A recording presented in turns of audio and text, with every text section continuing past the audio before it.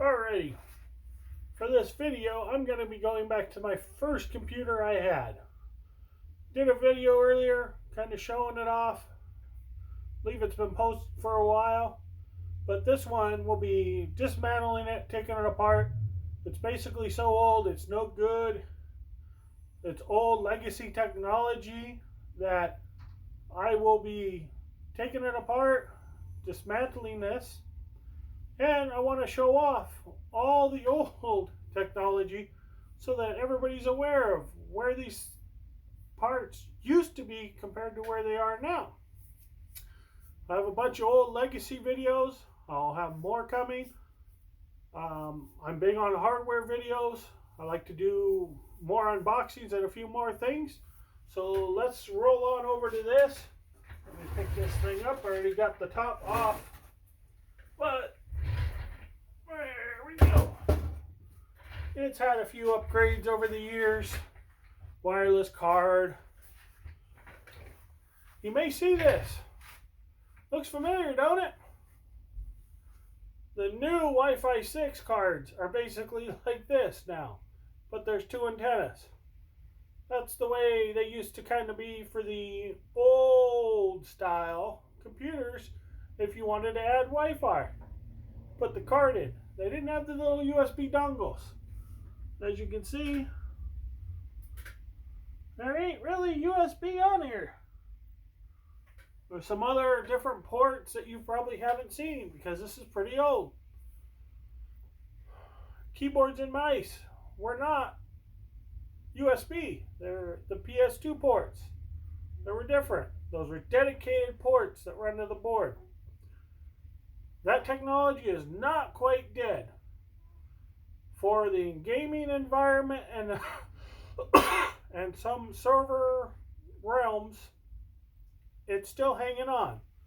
There's the debate over USB to PS2 for latency. They still say PS2 is a better connector for latency. So it's still around on some boards. It might be really hard to find, but everybody has gone over to USB. Don't even know if you could find a new mouse with that connector right now as a gaming mouse. I've never really looked, but that's one of the big debates right now. So on this, you can see it's not like today's designs. It doesn't have the panel on the front where you can see in, and it's all pretty lights and you can see the memory. You got the power supply, it's stacked in there, and the build's totally different than they used to be.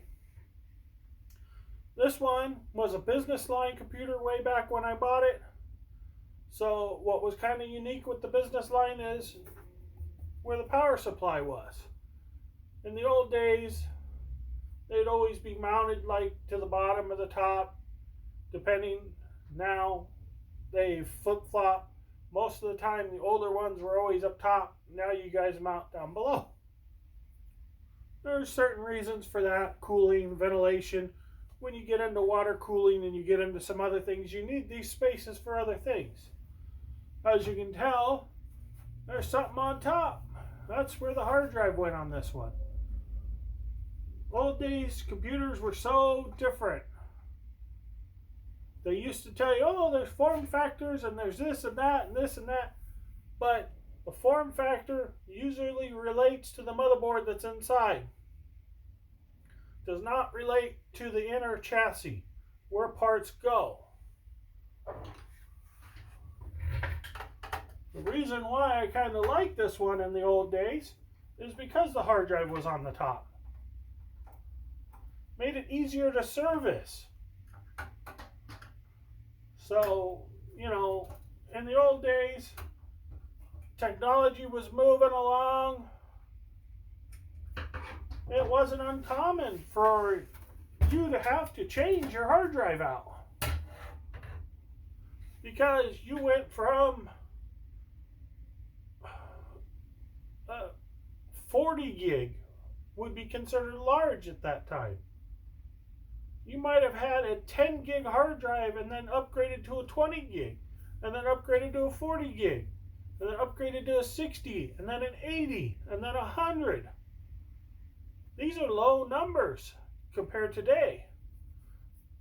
Nowadays, you get what? 128, 256, 500. They're different brackets. I actually have some drives still here that are tiny little drives that are old. That'll be part of my legacy collection. But for this, I wanted to summarize on that. I don't know if anybody's seen, but on the back here, if you see on the back, it looks probably a lot different than the drive you used to remember seeing. That's the standard. I don't have the new modern in front of me. But this is a ribbon cable. This isn't a SATA cable. This is a ribbon cable with a different style power. With the Molex power cable.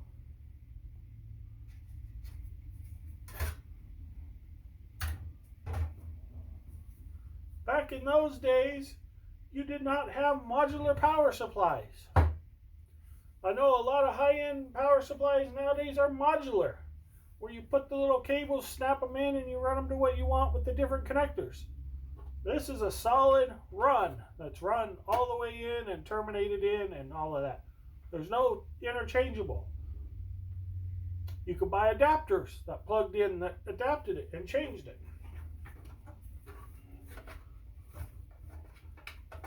In here, I have a floppy drive. Not anybody hardly ever uses that anymore, but this is not technically a floppy drive. This was their compact flash drive.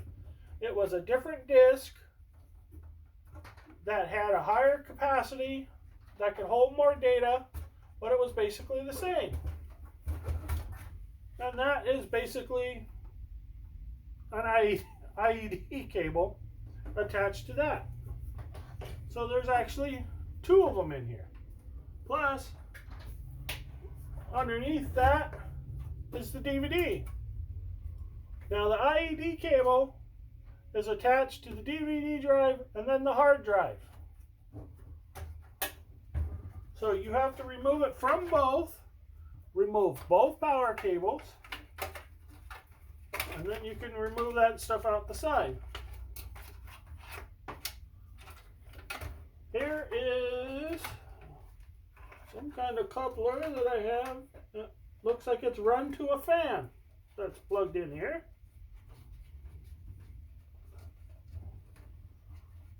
An old Molex style fan that's run off of the power supply that went to the floppy drive. Eventually I'll have to take it all apart, snap the faceplate off, take everything out, just to get everything out of here. Take the screws off the side of the CD-ROM.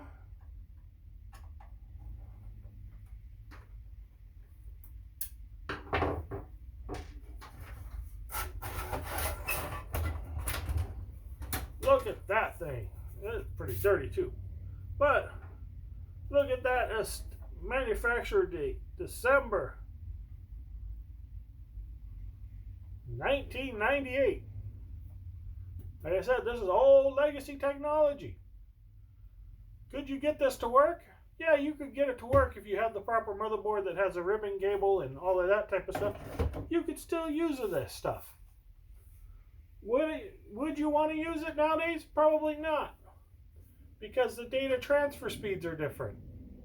These are factors you want to look at if you want to keep it. If you want to keep any of this older stuff. Only reason I keep it around is maybe someone has an old legacy computer that they're using for some unique purpose. They may need this. Because you cannot buy this today. You can't go out to Best Buy or a box store, Walmart, some store to pick this up. They don't manufacture these anymore. If you're lucky, you might find one online or somewhere else, but you take your chances because it's old. So just for all of that was just to get that out.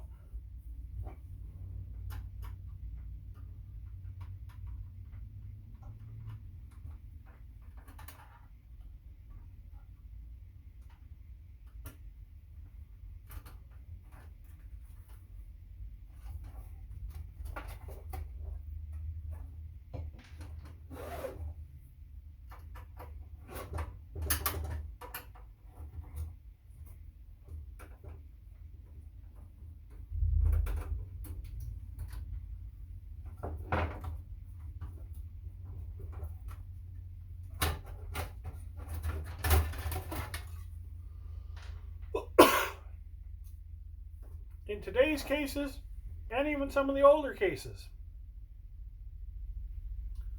sometimes they have mounting brackets.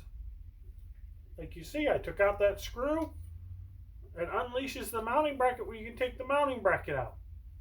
Because what it is when you assemble these things is there's screws on both sides that you have to take out to get this out.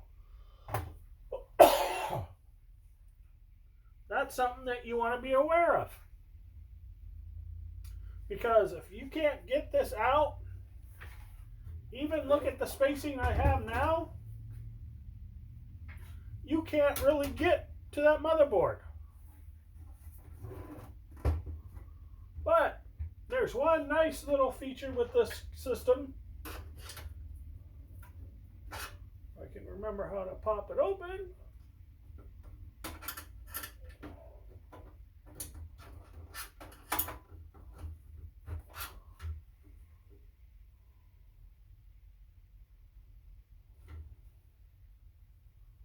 There was a way. I know there is. Oh, there's a screw in it.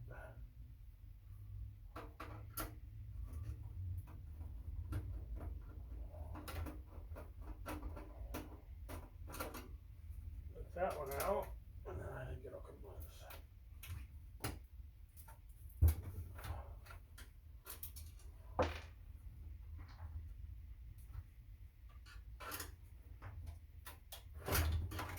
Nope. So basically, you can take it all apart, take out all the components, everything you need to get out. Let's take the power supply out.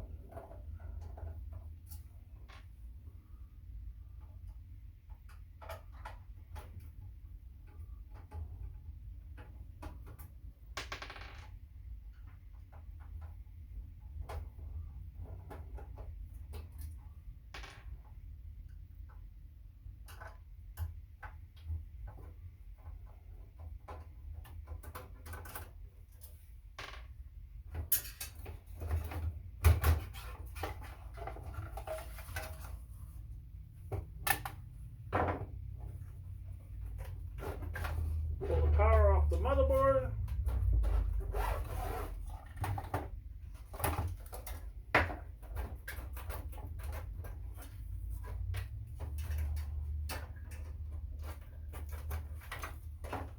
And that fan that was in there is for the CPU. I'm going to disconnect that mullet. I'm going to pull out these ribbon cables. Well, that's a ribbon cable. See how one side's blue, one's gray, one's black. That's actually identifiers to what one goes on the motherboard, which one is the master, which one's the slave. This one does not really have that color designation, so they do vary.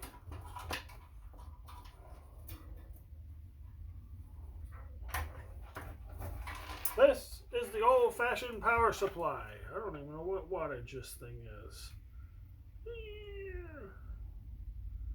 110 watt.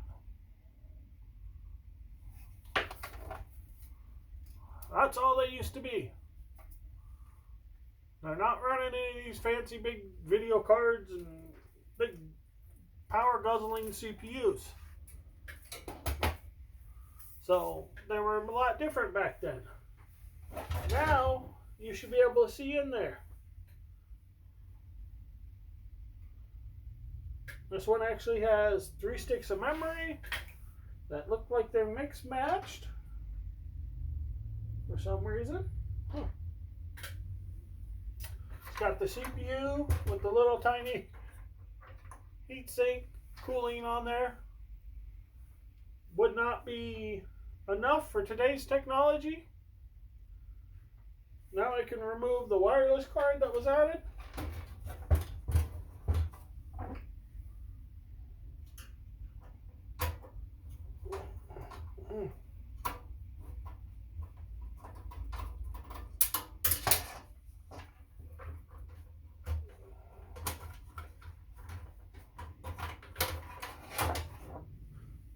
Ooh, smoke's dirty.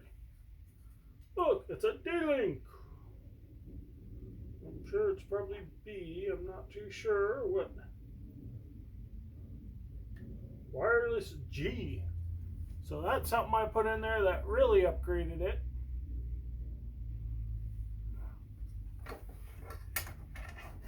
Not a bad card, not bad technology, but you probably won't have that port on your board to put that card in, because that's a port that's legacy, obsolete. So it's kind of a shame, because now you have a nice piece of technology such as that card that can't be used no more. It's obsolete because you don't have a board port. They may have adapter cards, they may have a couple other things, but at that point, is it really worth it, or is it worth just going out buying yourself a new one?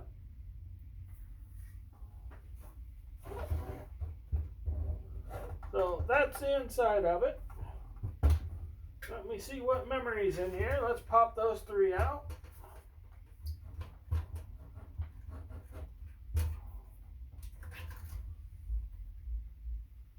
First one has no sticker on it at all.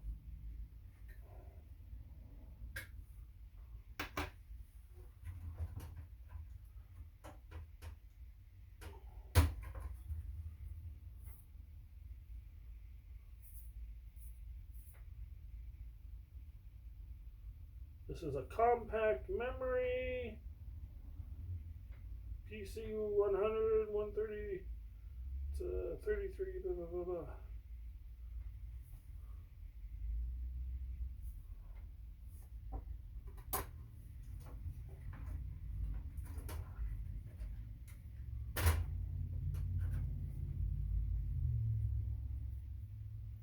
This is a Kingston.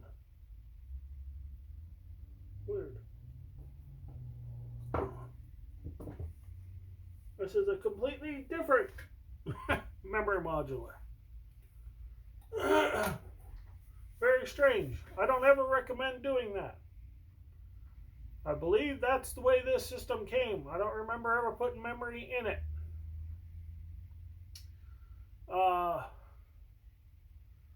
You really don't want to mix and match your memory. Go back to my memory videos and I'll go through a lot of that. Any issues that we've probably had with this, I don't know of too many, were probably all caused by this issue. I found a lot of issues with computers that I didn't realize what it was until I did this process of scrapping it. Then I found exactly this, mix match memory. It's good to have it on video so everybody can see, but for this part of the video, this is as far as I wanted to go. All I got left is the motherboard in there.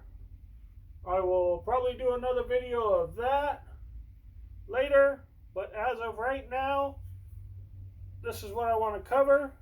Wanted to have everybody to see what a really old computer used to look like. You can actually see the chips and components on here.